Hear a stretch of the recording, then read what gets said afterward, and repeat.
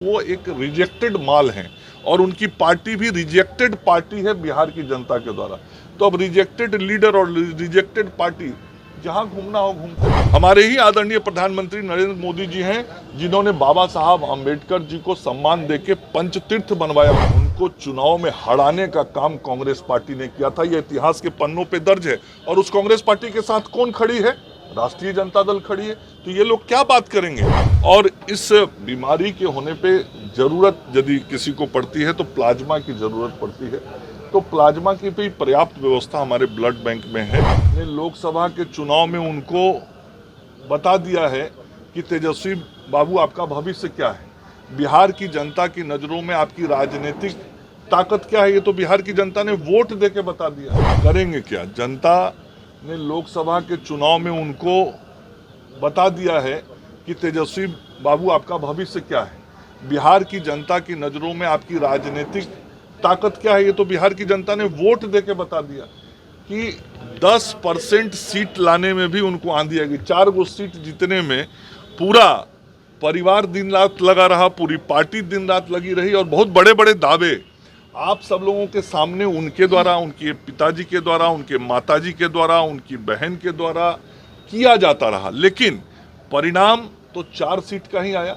तो जनता ने उनको राजनीतिक हैसियत बता दी है और जनता ने यह भी बता दिया है कि बिहार के लोगों के लिए आप ना तो स्वीकार्य हैं, ना बिहार के लोगों के हित के लिए काम करने वाले हैं और बिहार की जनता का आप पर कोई विश्वास और भरोसा भी नहीं है। तो एक प्रकार से उनको समझ में आ जाना चाहिए कि वो एक रिजेक्टेड माल हैं और उनकी पार्टी भी रिजेक्टेड पार्टी है बिहार की जनता के द्वारा। तो अब रिजेक्टेड लीडर और रिजेक्टेड पार्टी जहां घूमना हो घूमते रहे। मंत्री जी वो कह रहे हैं कि आरक्षण का दायरा बढ़ाने में इच्छुक नहीं है आप लोग। का मतलब होता है कि पिताजी गए तो माताजी को काम मिल जाए, माताजी गई तो बेटा जी को काम मिल जाए, बेटा जी में भी बड़े बेटा को मिले कि छोटा बेटा को मिले। जब वो मिल गया तो फिर दीदी को काम मिले, दीदी को जनता लोकसभा चुनाव हरा दे तो राज्यसभा मिल जाए, राज्यसभा मिले तो फिर दीदी लोकसभा लड़े, दीदी लड़ ली लोकसभा तो छोटी बहन फिर लोकसभा लड़े। उनके आरक्षण का दायरा यही है और वो चाहते हैं कि इसी प्रकार की आरक्षण की व्यवस्था समाज में बनी रहे। लेकिन हम भारतीय जनता पार्टी और एनडीए के लोग बाबा साहब अम्बेडकर जी के द्वारा बनाए हुए संविधान के अनुसार जो आरक्षण का प्रावधान और व्यवस्था है उसको बनाए रखना चाहते हैं। हम समाज के गरीब गुरबे दलित पिछड़े शोषित वंचित लोगों की लड़ाई लड़ते हैं। हम ही लोग थे जब बिहार में पंचायत का चुनाव हुआ तो हम लोगों ने अति पिछड़ों को राजनीतिक ताकत दिया, उनको आरक्षण दिया। 1977 में जब कर्पूरी ठाकुर जी की सरकार थी तो कैलाशपति मिश्र जी ही भारतीय जनता पार्टी की तरफ से उस सरकार में वित्त मंत्री थे जिन्होंने पिछड़ों अति पिछड़ों को, महिलाओं को आरक्षण देने का काम किया था। हम ही थे और हमारी ही पार्टी और सरकार थी जब बाबा साहब भीमराव अंबेडकर जी को भारत रत्न का सम्मान दिया गया।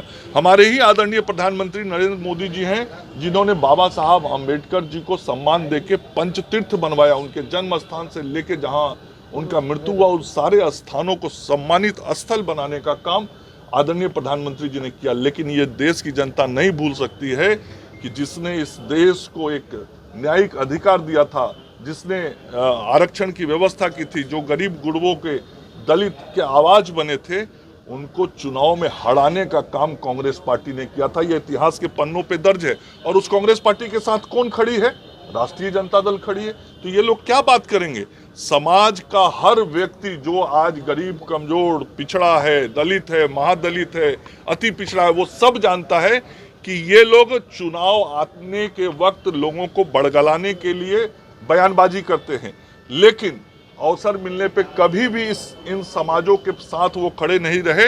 इस समाज के साथ यदि खड़ी रही है तो भारतीय जनता पार्टी और एनडीए में काम करने वाले साथी दल खड़े रहे। एक मौसम जनित बीमारी है और जब भी बरसात का मौसम जाने लगता है और जहाँ पे जल जमाव होता है तो वैसे जगहों पर होता है तो उसके लिए जो स्वास्थ्य विभाग और नगर विकास विभाग की तरफ से मिलकर छिड़काव की व्यवस्था होती है, वो छिड़काव की व्यवस्था पूरी की गई है।